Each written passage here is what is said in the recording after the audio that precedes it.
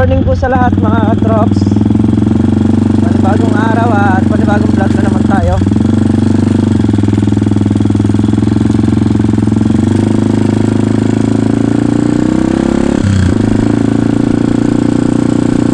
Yan nga, at palusong tayo sa bukid.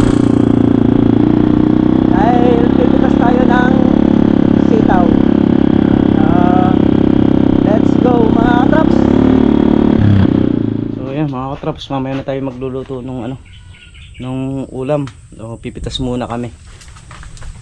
Pipitas muna kami ng sitaw para makabawas doon sa mga pitasin.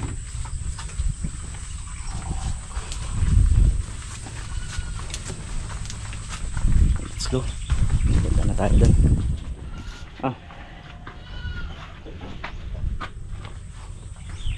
Bumagsak pala rin, hindi pa matigas ng Nakabulit pa ni Baro doon. Maayos din. Kaya yan, matigas na. Pag binalibagan yan okay na.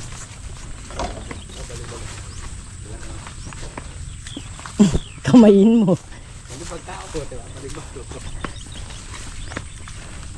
Doon na tayo rito.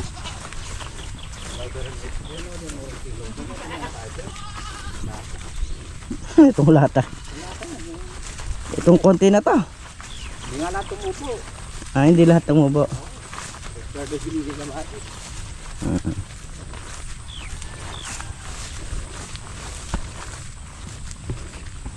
Pero dyan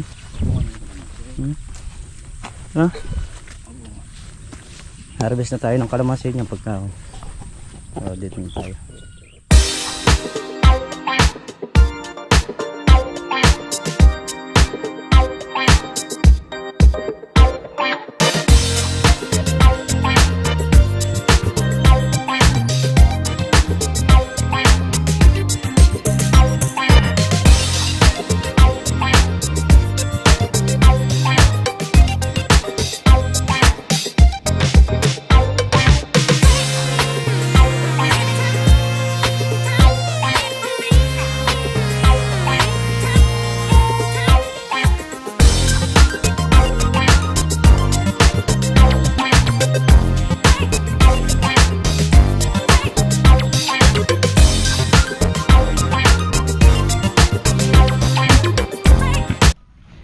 Ayan mga traps, dito naman tayo.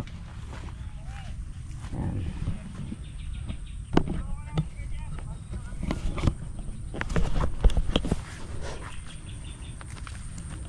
Si Tol na riyan, kapatulong sa Kuya Jeff. Gagawa na mag-start na dun ulit guys sa bahay ni Kuya Jeff.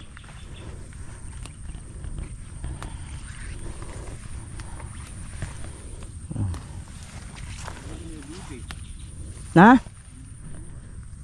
Oo nga yung bibi. Hindi, mamayang hapon na lang. Mamaya may dala na lang dun.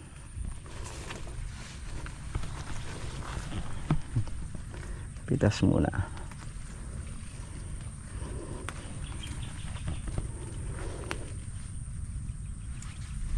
Sana'y ganun ka rin, giliw, kung sakali mang ikaw ay mayroon ng ibang minamahal na mahal. Kung sakali mang tuluyan mang mawalay ang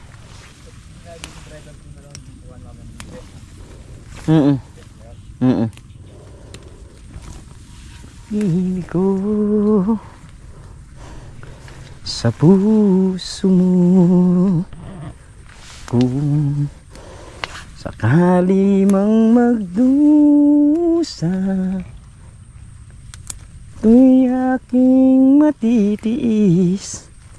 Mahirap man maging baka sakaling mahal mo ba ako? Yeah.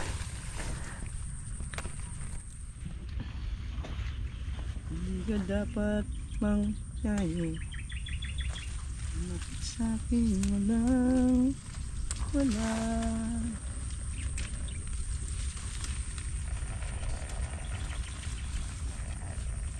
Kung hindi man dumating sa'kin panahon, ako ay papalimutin.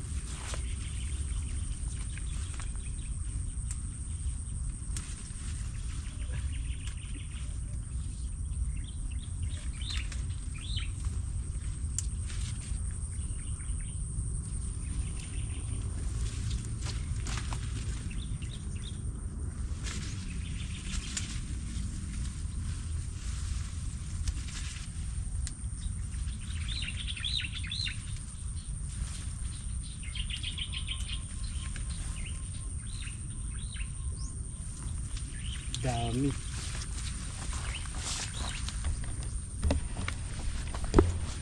Daming bunga.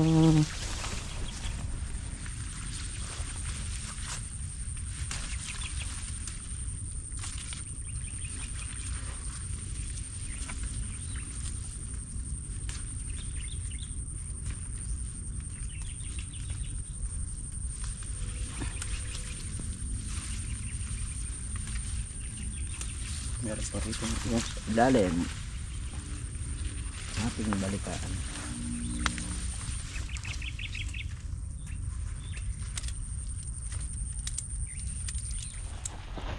Yan, lapat muna tayo. At magkakato muna sa ubo.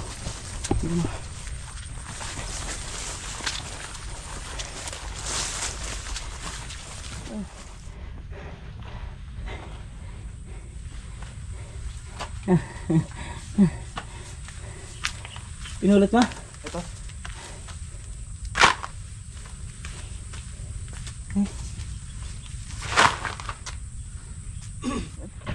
Balik na ulit tayo mga trops. Tapos na rin kami magkape. Yung ating sito dito. Ano? Ngunit malapit na rin siya mag ano. Ayun, tatulbos na. Meron pa yata sa dulo. Wala na dyan. Ako dito sa kabila.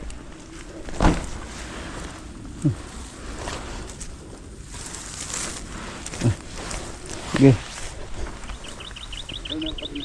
Sige, kunin ko na lang. Tapos na yung gitna. Yun namang dulo. So mag-aalmusal muna kami. Ay, madami to ah.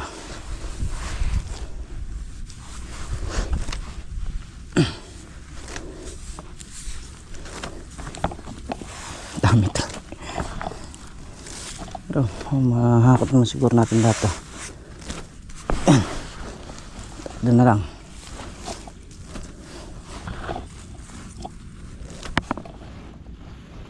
Yun, okay na. Buntong sitaw na naman. Gabundok. O may pitasim pa. Yun sa may dulo.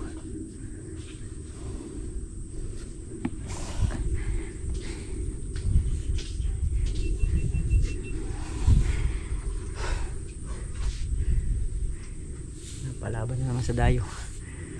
Nakatrops. Kaya muna kami. Andiyan na rin.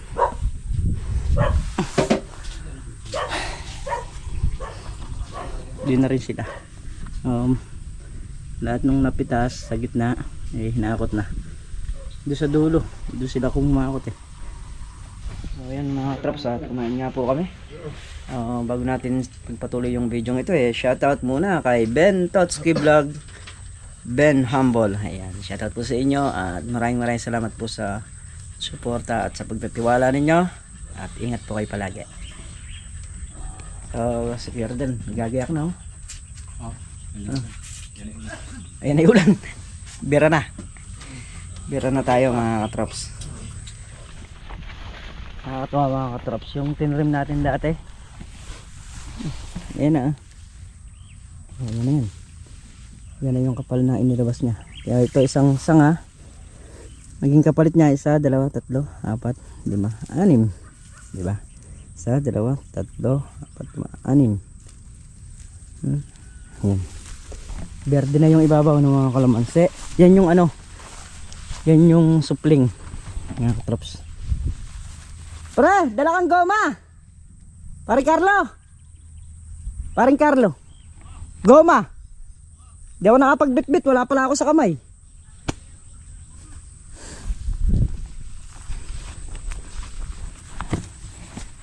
Pang-alin lang to. Ito mga pan-December. Yan. Dito siguro mga November lang makukuha na yung ganyan. So, sa ngayon ang presyo ng kalamansi is 600 pesos isang red bag. So mababa kasi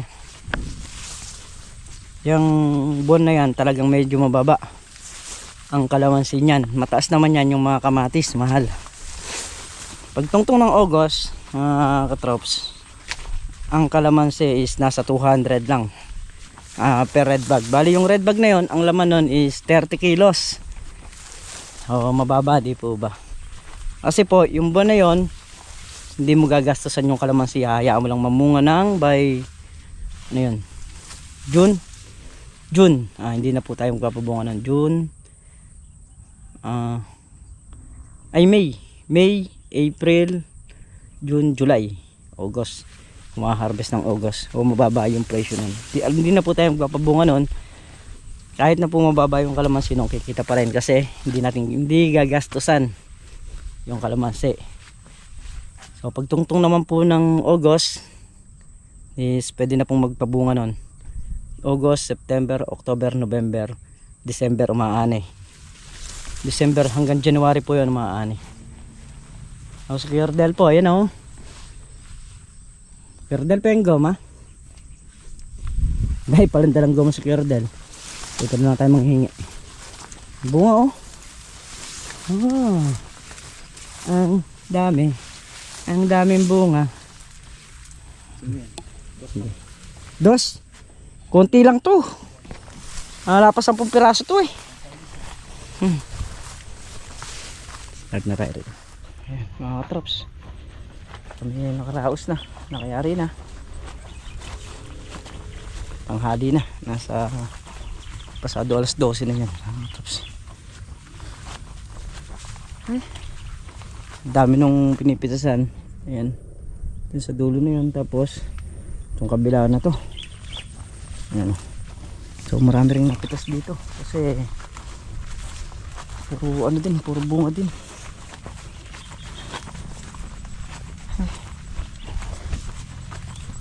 Kahit maaga tayong mag-umpisang pumitas. Sige pre, yung may iwan kukunin ko. Kahit maaga tayong mag-umpisang pumitas. Yes, dahil sa dami ng pinipitasan, tatanghalin din. Ito. Buhatin muna natin to. Ayan. Tapos yung kabila na yun, meron pa rin. Buhatin ko muna. Ay.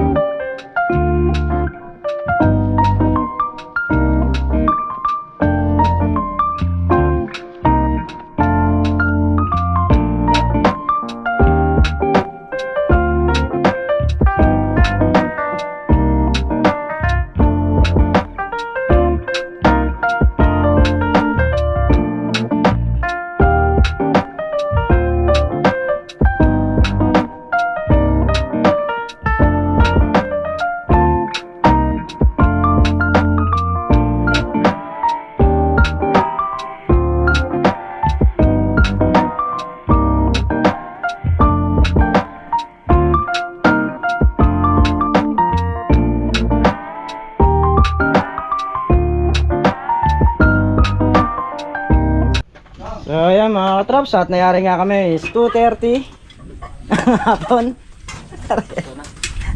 Oras. 2:30. Antana.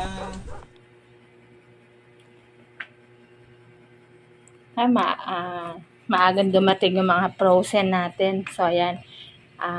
Meron ako, marami naghanap sa akin ng mga, chicken inasal. So, ayan, marami tayong available ngayon. Dahil ubos na yung mga tosino ko, saka skinless. So, ayan. Nagdagdag ulit tayo. Maagang nag-deliver yung kinukuhanan ko ng mga frozen meat. Yun, sa lahat na may gusto dyan, punta lang po kayo dito sa amin. Marami pong sulit naman po talaga siya. Saka po ito. Bali yung kung saan ako kumukuha. Meron na po talaga sila na pang price na talaga sa bumibili. Nasa sa akin yun kung gusto ko siyang dagdagan, pero hindi ko na siya dinagdagan kasi meron naman na sila talaga na bukod sa binili ko siya ng wholesale, tapos meron talaga silang pinaka-price na ganito mo siya ibebenta. So, hindi na ako nagdagdag. Hindi ko na siya dinagdagan kasi okay na sa akin yung nakapatong na konting tubo na nilagay nila. Kasi hindi naman din ako namamasahe. Dahil dinideliver sa akin to ng free. So, galing pa po ito ng Manila. Doon po ito ginagawa. Ano na po to, showcase ko na po itong mga frozen meat na to talaga. Kaya, bali nung po kasing nagtitinda ako noon, doon ako kumukuha sa kanila. So ngayon, binalikan ko uli siya dahil po sobra po talagang ang dami siyang umu-order na paninda. So sayang naman po yung kahit po pa 10-10 piso po ba, malaking bagay na rin. Na meron ako 10 piso sa isang piraso. 10 piso, 5 piso, kasi pre-delivery naman siya. So, wala na po akong gastos, kundi o-order lang ako. Then, pagdating dito, babayaran ko. So, ayan po siya. Meron po tayong chicken tocino, pork tocino. Ayan, meron na din tayong lechon pork sisig. Nag-try po ako. May naghahanap po kasi sa kanang, dinakdakan po. Ayan din po siya meron. Yan, chicken inasal. Bali po siya. Ayan, tulad po nito, 2000. Expired po niya, April 2024 pa. So, ang tagal pa po, di po ba? Ayan po siya. Bali po, nasa 900 grams po ito ang isa. So, nakababad na po talaga siya. Templado na po yan. Ang ginagawa ko po, ipinoprosen ko yan para sa ganun, hindi talaga siya masisira. Kasi kapag po kasi ganitong templado, may sabaw siya, mahirap po na sa baba lang ng freezer ko siya ilalagay. Kailangan po frozen po talaga para po hindi po masisira yung mga paninda. So, ayan po. Meron din tayong chicken nuggets. Meron din po tayong meatballs. Meron tayong cheesy hambutido. Ito po ang cheesy hambutido na to. Pwede po nyong i-slice na iprito or yung buo. Kahit buo po pwede po. Na 3 piraso po siya. So, tamang-tama po siya sa baon ng sa mga breakfast ng mga bata. So, ayan po. Kaya po, order na po kayo dito sa akin. Kay Miguelito ka to. Ako nalimutan. Ay, busy na nga ako kanina. Nag-e-edit na nga ako. Nag-e-edit na. Ayan. Ay, ala. Ha? Bakit nasa taas yung relo mo?